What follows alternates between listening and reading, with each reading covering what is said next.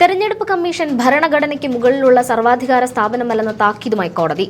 Voter പട്ടിക പുതുക്കുന്നതിന്റെ പേരിൽ പൗരന്മാരുടെ വോട്ടവകാശം ഇല്ലാതാക്കാൻ കമ്മീഷന് വിവേചനാധികാരമില്ലെന്നും തെരഞ്ഞെടുപ്പ് കമ്മീഷൻ എന്നത് ഭരണഘടനയ്ക്ക് മുകളിലുള്ള സർവാധികാര സ്ഥാപനമല്ലെന്നും പരമോന്നത കോടതി വ്യക്തമാക്കി. തെരഞ്ഞെടുപ്പ് കമ്മീഷൻ വിവിധ സംസ്ഥാനങ്ങളിൽ നടപ്പിലാക്കാൻ ഉദ്ദേശിക്കുന്ന വോട്ടർ പട്ടിക തീവ്ര പരിഷ്കരണ നടപടിയെ ചോദ്യം ചെയ്തുകൊണ്ടുള്ള ഹർജി പരിഗണിക്കുകയായിരുന്നു കോടതിയുടെ പരാമർശം. തെരഞ്ഞെടുപ്പ് കമ്മീഷനെ മുൾമുനയിൽ നിർത്തുന്ന നിരീക്ഷണങ്ങളാണ് SIRമായി ബന്ധപ്പെട്ട വിഷയത്തിൽ കോടതി ഇപ്പോൾ സ്വീകരിച്ചിരിക്കുന്നത്. വോട്ടർ പട്ടിക പുതുക്കാനുള്ള കമ്മീഷന്റെ അധികാരം നിയമപരമായ പരിശോധനകൾക്ക് വിധേയമായിരിക്കണമെന്ന ശക്തമായ മുന്നറിയിപ്പാണ് കോടതി ഇപ്പോൾ കമ്മീഷന് മുൻപിൽ വെച്ചിരിക്കുന്നത്.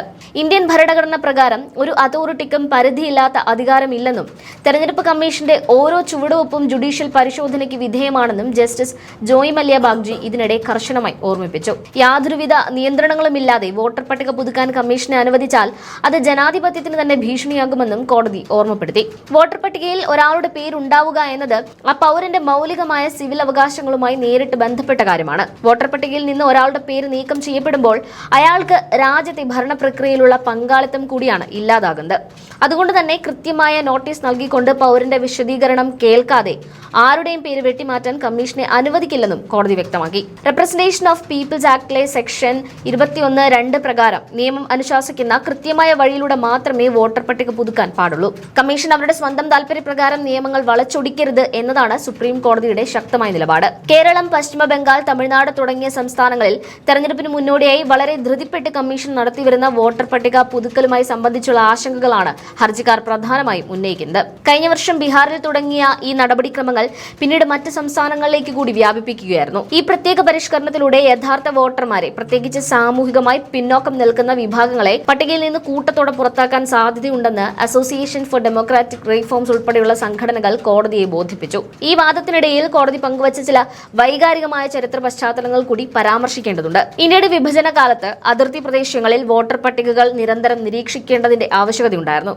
എന്നാൽ സ്ഥിതി ഇപ്പോൾ വളരെ വ്യത്യസ്തമാണ്. വോട്ടർ പട്ടികയും പൗരത്വവും എന്നത് വെറും ഓഫീസ് രേഖകളല്ല, അത് ഓരോ മനുഷ്യന്റെയും അസ്തിത്വത്തിന്റെ ഭാഗമാണ് എന്ന് ജസ്റ്റിസ് ബാഗ്ചി ചൂണ്ടിക്കാട്ടി. സ്വന്തം കുടുംബം നേരിട്ട വിഭജനത്തിന്റെ നോവുകൾ കൂടി പരാമർശിച്ചുകൊണ്ട് അദ്ദേഹം നടത്തിയ നിരീക്ഷണങ്ങൾ കോടതി മുറിയിൽ വലിയ ഗൗരവമാണ് സൃഷ്ടിച്ചത്. വോട്ടവകാശം എന്നത് പൗരന്റെ ആയുധമാണെന്നും അത് സംരക്ഷിക്കാൻ കമ്മീഷൻ ബാധ്യസ്ഥരാണെന്നും കോടതി ഓർമ്മിപ്പിച്ചു. ജനാധിപത്യത്തിൽ വോട്ടർ പട്ടികയുടെ വിശ്വാസ്യത ഉറപ്പുവരുത്തേണ്ടത് അനിവാര്യമാണ്. എന്നാൽ അതിന്റെ പേരിൽ പൗരന്മാരെ അകാരണമായി ലിസ്റ്റിൽ നിന്ന് പുറത്താക്കുന്നത് അനുവദിക്കാൻ കഴിയില്ല എന്ന ശക്തമായ താക്കീതാണ് കോടതി ഇപ്പോൾ നടത്തിയിരിക്കുന്നത്. തെരഞ്ഞെടുപ്പ് കമ്മീഷൻ എന്നത് കേവലം തെരഞ്ഞെടുപ്പ് നടത്തുന്ന ഒരു ഏജൻസി മാത്രമല്ല, മറിച്ച് ഓരോ പൗരന്റെയും വോട്ടവകാശം ഉറപ്പാക്കേണ്ട ഭരണഘടനാ സ്ഥാപനമാണ്.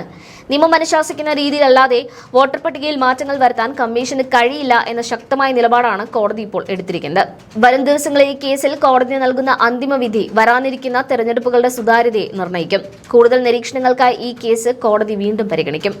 കമ്മീഷന്റെ അധികാര പരിധികൾ വ്യക്തമാക്കിക്കൊണ്ടുള്ള സുപ്രധാനമായ ഒരു ഉത്തരവ് ഈ വിഷയത്തിൽ രാജ്യം പ്രതീക്ഷിക്കുന്നുണ്ട്. വോട്ടർ പട്ടികയുമായി ബന്ധപ്പെട്ട ആശങ്കകൾ അകറ്റാൻ സുപ്രീം കോടതിയുടെ ഇടപെടൽ സഹായിക്കുമെന്ന് തന്നെയാണ് ജനങ്ങൾ കരുതുന്നത്.